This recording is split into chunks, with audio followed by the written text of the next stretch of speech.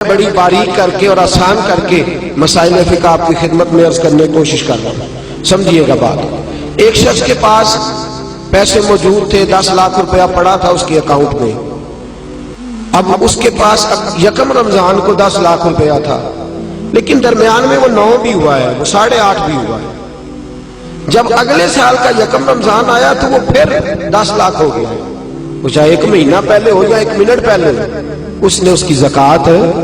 اب وہ یہ نہیں کہہ سکتا کہ میرے پاس تو درمیان میں 2-3 دفعہ کم بھی ہوا ہے تو سال تو گزرا ہی نہیں۔ ہاں، مال فی نفس سے ہی ختم ہو جائے، بالکل ختم ہو جائے، رہے ہی نہ۔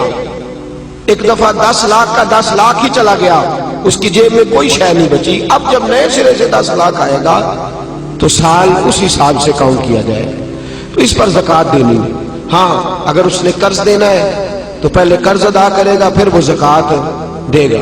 زکوٰۃ دینے کی بات آپ کی سمجھ میں آ گئی؟ کتنی دینی ہے؟ نصاب کتنا ہے؟ لو پھر سونے کی گل ہی کر دو۔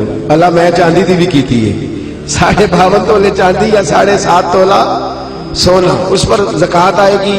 سال گزرنے کے بڑا آسان رکھا ہے شریعت نے اس نے، اور جو ضروریات سے زیادہ چیزیں ہوں گی اس پر زکوٰۃ آئے گی۔ اور مال تجارت پر زکوٰۃ آئے گی۔ سن لے، کس مال پر زکوٰۃ آئے گی؟ سارے بول دیں ایک دفعہ آپ کو یاد ہو جائے، کس مال پر؟ مال، یعنی جو مال آپ نے انویسٹ کیا ہوا ہے نا، نفع پر نہیں آئے گی۔ سن لے، مال تجارت پر ہے، یعنی جتنا دکان کے اندر مال پڑا ہے، کپڑا جتنا پڑا ہوا ہے، برتن جتنے پڑے ہوئے ہیں دکان کے اندر، جس کے اندر سامان پڑا ہوا ہے، سب کا حساب لگا کے زکوٰۃ دینی، سب کا حساب لگا۔ وہ اس طرح نہیں دینی زکوٰۃ کہ پرانے کپڑے نئے جو آئے تھے عید پہ وہ تو بک گئے، پرانے رہ گئے جن کو خریدتا کوئی نہیں، تو اب ارادہ کیا چلو یہ زکوٰۃ میں دے دیتے۔ اس طرح لن تنالوا البر حتی تنفقوا مما تحبون، فرمایا تجھے نیکی اس وقت ملے گی جب تو اپنی پیاری چیز اللہ کی راہ میں خیرات کرے۔ سن لیں، جب کسی کو زکوٰۃ دیں گے تو اسے مالک بھی بنانا ہوگا۔ کیا کریں گے؟ اسے مالک بنانے سے مراد یہ ہے کہ آپ اس کے ہاتھ میں دیں گے کہ بھئی یہ تیرے ہیں، تو اپنی مرضی سے ان کو استعمال ہے۔ یہ نہیں کہہ سکتے کہ میں نے روٹی پکائی ہے چل کھا اور نکل جا، زکوٰۃ ہو گئی۔ اس طرح زکوٰۃ ادا۔ ایک صاحب، بعض اوقات لوگ جو ہوتے ہیں وہ آتے ہیں، ایک دوست میرے پاس بھی آئے، کہنے لگے مدرسے میں زکوٰۃ دینی ہے، مجھے کوئی کام بتائیں مدرسے کا، وہ کام میں کر دوں۔ میں نے کہا آپ کہیں اور چلے جائیں۔ بھئی زکوٰۃ سے مراد یہ ہے کہ آپ اس کو مالک بنائیں، جہاں ضرورت ہوگی وہاں وہ اس چیز کو خرچ۔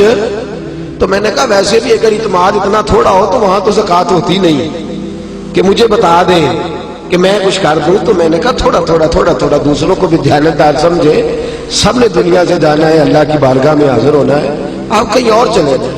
ویسے بھی ہم نے تھوڑا رویہ اور طرح کا رکھا ہوگا ان معاملات کے اندر، ہم ذرا ویسے ہی محتاط چلتے ہیں۔ تو عرض کرنے کا مقصد یہ ہے کہ آپ سامنے والے کو مالک بنائیں، اسے آپ مجبور نہیں کر سکتے۔ ایک مثال سنیے، اگرچہ کپڑے دینے سے زکوٰۃ ادا ہو جاتی ہے، لیکن ایک آدمی کے پاس کپڑے تو ہیں، دوائی کے پیسے نہیں، آپ اسے زکوٰۃ دیتے ہیں، کہتے ہیں کپڑے خرید لے۔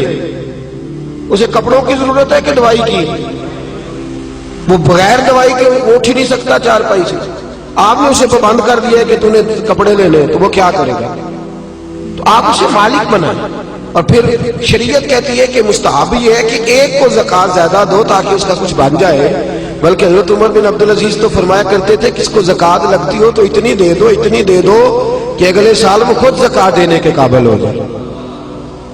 یہ جو بانٹنے کا طریقہ ہے نا، 100 کر کے، وہ فقیر ساری زندگی، اور میں اکثر کہتا ہوں مانگنے والا بھی ساری زندگی اسی چکر میں رہتا ہے، اسی چکر میں۔ حاجی صاحب نے اس دفعہ آٹے کا توڑا دیا تو جاتی دفعہ کہتے ہیں اگلے سال بھی ساڈا خیال رکھے گا۔ او خدا کے بندے، اگلے سال بھی تیرا یہی پروگرام ہے مانگنے کا ہی، تو یہ دعا کیوں نہیں کرتا کہ یا اللہ اگلے سال مجھے دینے کی توفیق عطا فرما، مجھے ہمت دے، اگلے سال میں دینے لگ جاؤں۔ تو زکوٰۃ آپ سامنے والے کو مالک بنائیں اور ضروریات سے زیادہ حساب لگائیں ہر شے۔ چھوڑ لے، جو بچی کے لیے آپ نے جہیز بنا کے رکھا ہوا ہے اس پر بھی زکوٰۃ آئے گی، آپ نے اس پر بھی زکوٰۃ دینی ہے۔ آپ نے اپنے مکان کے لیے پیسے رکھے ہوئے ہیں کہ میں نے مکان خریدنا ہے، خرید لیں گے تو زکوٰۃ نہیں آئے گی، اور جب تک خریدتے نہیں اس وقت تک زکوٰۃ آئے گی۔ اللہ تبارک و تعالیٰ نے جو قاعدہ ہمارے لیے بیان فرمایا، ہمیں اس قاعدے کو ہمیشہ یاد اور باریک حساب کریں، زکوٰۃ کا باریک حساب کریں، ایک آنا بھی پیچھے نہیں بچنا چاہیے، زیادہ سے زیادہ دیں، زیادہ سے زیادہ دیں۔ ہم لیتے وقت حساب باریک کرتے ہیں اور دیتے وقت کون سا کرتے ہیں بھلا؟ موٹا موٹا۔ جی وہ کیا ہوتا ہے جی؟